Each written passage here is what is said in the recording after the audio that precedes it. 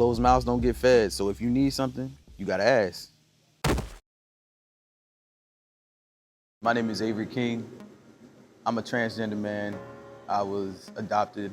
I was born by chaos and confusion. I'm a survivor. I am resilient. I'm strong. I'm also healing.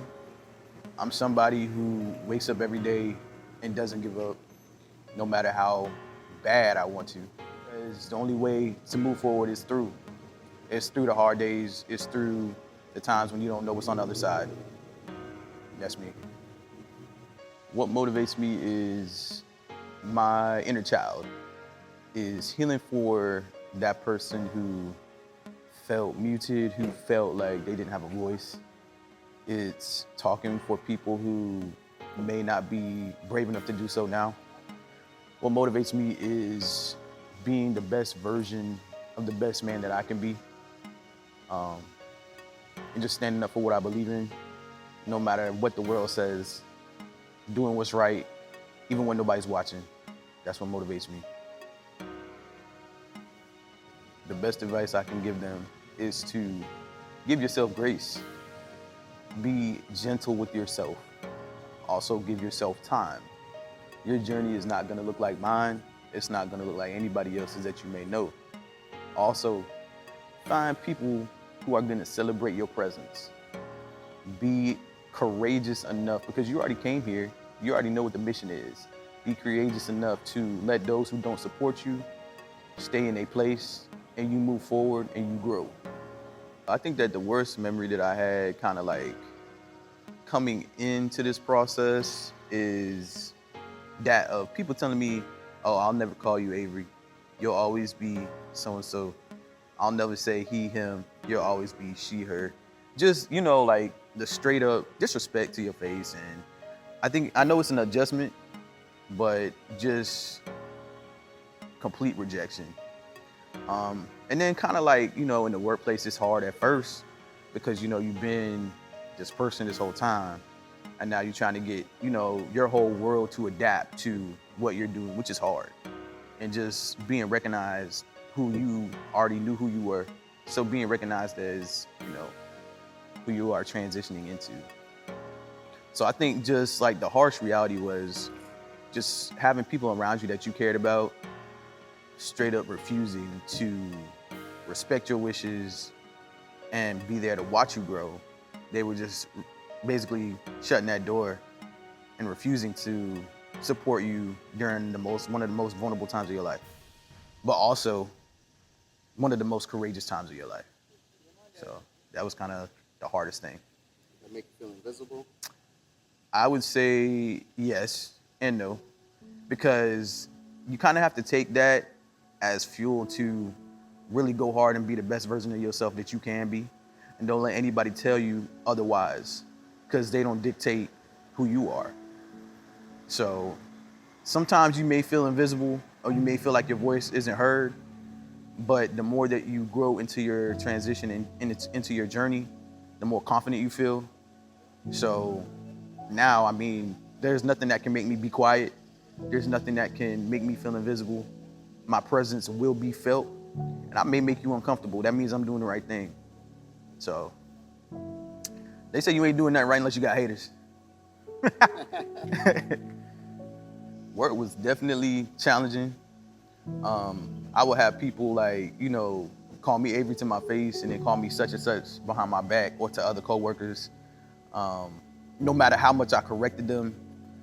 Like I had this one supervisor who, no matter how many times I told her my name, every time she saw me, she would call me such and such. And it's like, lady, like every time I would correct her.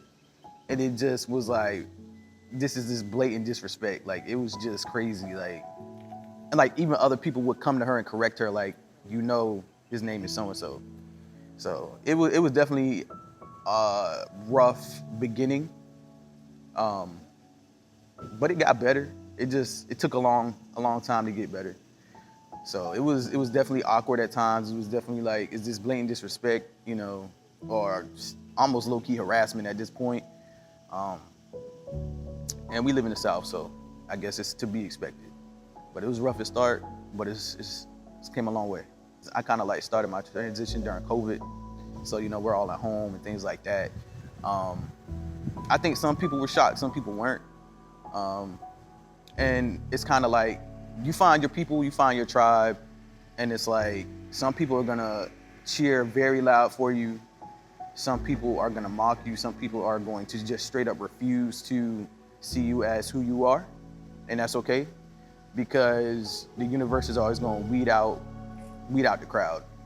So you'll know fairly quickly who got your back, who loved you all along, and those who were just down for the ride to kind of watch, and were just like people watching you and sneak dissing you the whole time. So it was like a little rough at first, but I mean, like I said, it gets easier with time. Time heals everything, so it's all part of the journey. It's all part of the healing. The healing is never done. So. Well, I will say at work, I have adopted some people. Well, shit, they adopted me.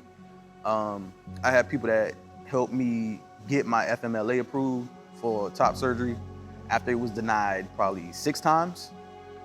I had to fight with them 6 times about why I needed this surgery, and like what it was classified as and things of that nature.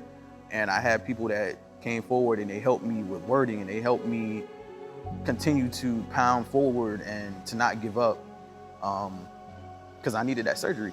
Like it did something for my confidence that I can't even explain. It just completely took me to the next level. And I've also had people support me that, even though I no longer even work with them, they call me, they talk to me almost every day. So there's some people that just naturally are gonna gravitate towards you, and they're gonna be your tribe, and you'll know them, and they'll know you.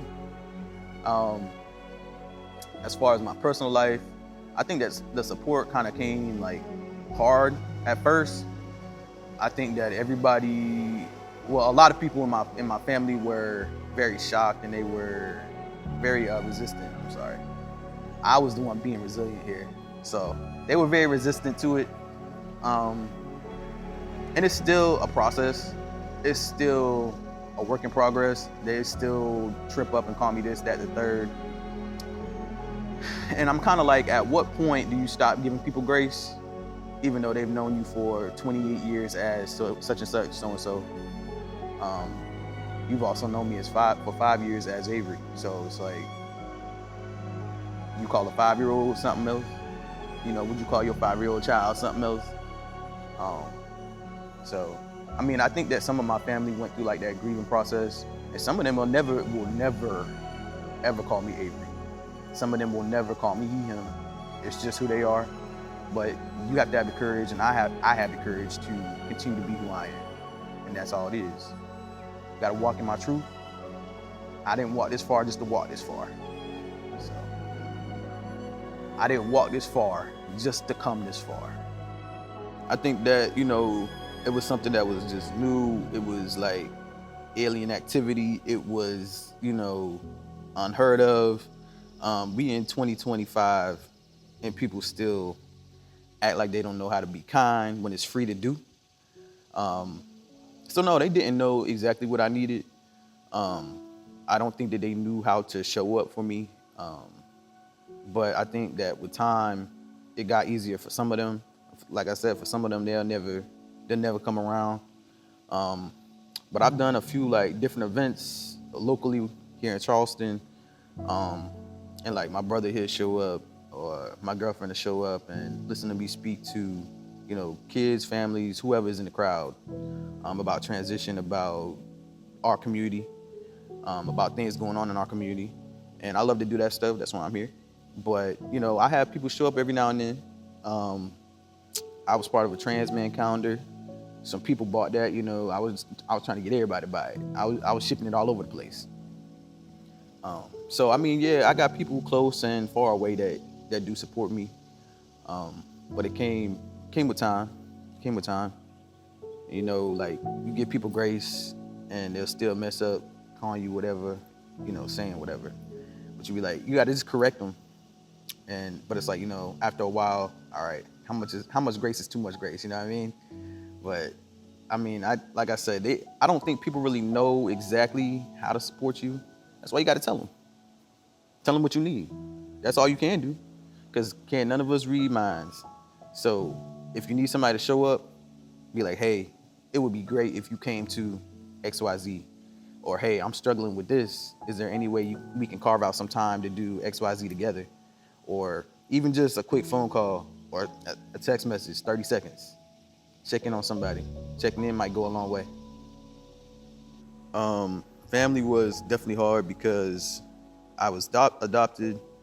I was adopted due to my gender being female. I have 2 older brothers, and so my family wanted a girl. So here I come along. And yes, it was very hard. It was very difficult. It was not welcomed. It was a lot of pushback. It was a very traumatic time for my family. It's like, they're making it like somebody's dying, pretty much. It's like a death of a person. I mean, it is and it isn't. Because I'm becoming the person that I always knew that I was. I'm becoming the person that I want to see in the mirror. But they took it extremely hard. I mean, I can't imagine how that is as a parent. Being that I don't have kids myself, so I can't really say, was the crash out valid? As far as friends, I would say that a lot of my friends have been very supportive. I think a lot of my friends were not surprised, especially those who actually know me and aren't just acquaintances.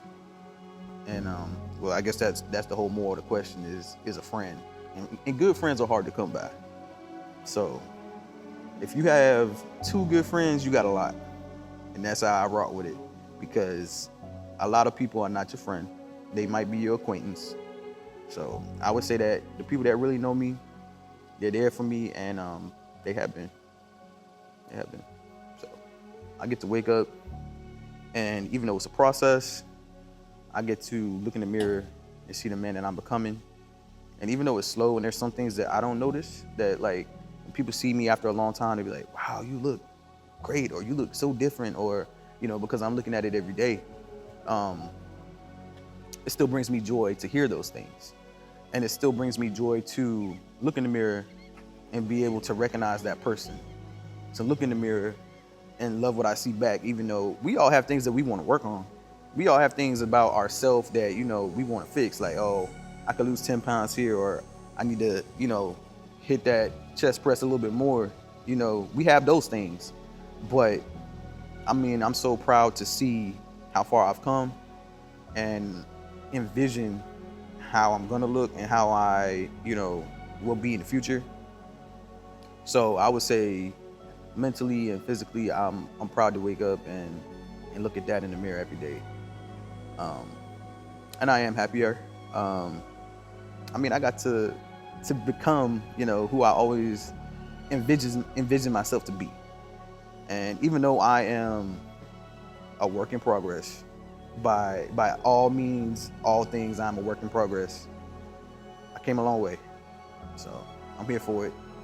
And like I said, the only way is to go through. We got to walk by faith and not by sight.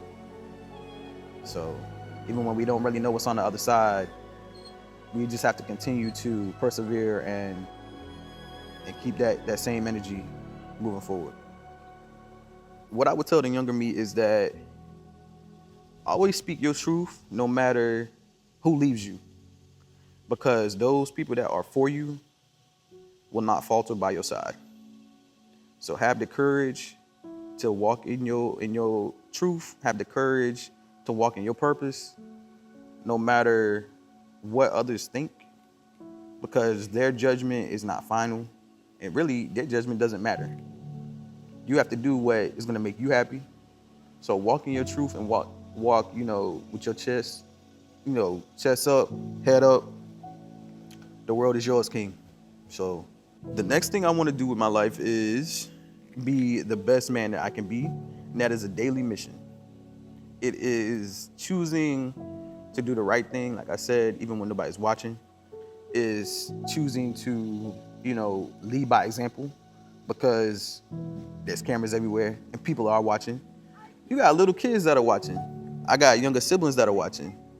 So, you know, people are always watching. So you always want to lead by example and be the best man that I can be. Um, the next thing I'm looking forward to is to developing my career more and really stepping into a leadership type role, whether it's me creating my own business, entrepreneurship, or I don't know, some kind of role where I'm leading, because my life path is one and it's hard for me to follow. I never was good at following other people, hence how I got on this journey in the first place. So I'm destined to lead. I know that. It's just a feeling that I have, and it's something that I take pride in. I like to be the first in line. I like to lead. I like to run my own ship. That's why I named myself King, because I like to lead. That's what I do. So I look forward to just getting my footing in my career and seeing where the universe places me. That way I can make a difference in just one life. Changing one life, or, influencing one life to be, better, work better on themselves is what it's about. Sometimes there are days where, you have that crash out moment and you're like, I'm tired, I'm ready to go. And that's, I feel like you have to discern between, is this a bad day? Is this just, I'm having a moment? And you kind of like have to take it back and reassess. But we all here for a purpose. We all have a job to do. And, I'm here so that someone else can come behind me and be here. You know what I mean? So it's like, I feel like every day is worth living. I feel like even though we have our hardships, our trials and tribulations, which I'm ready to be off of that subscription. It's like, those are the things that build character. Those are the things that mold, your character and how you move forward. Also, you can't show nobody something, or you can't teach anybody anything if you've never been through anything. So all of those experiences are what mold teachers and coaches. It's the way that, we guide all the people that are going to come behind us. So I am grateful for the hardships. I am grateful for the trials and the tribulations, because it's making me a better man at the end of the day. You become the best version of yourself when you leave the version of what they want you to be behind.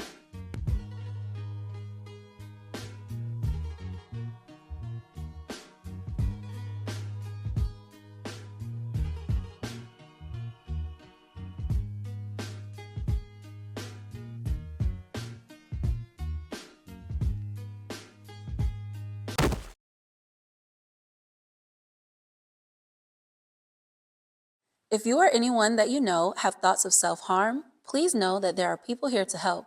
Please call 988 from your mobile phone and visit 988lifeline.com. You are never alone.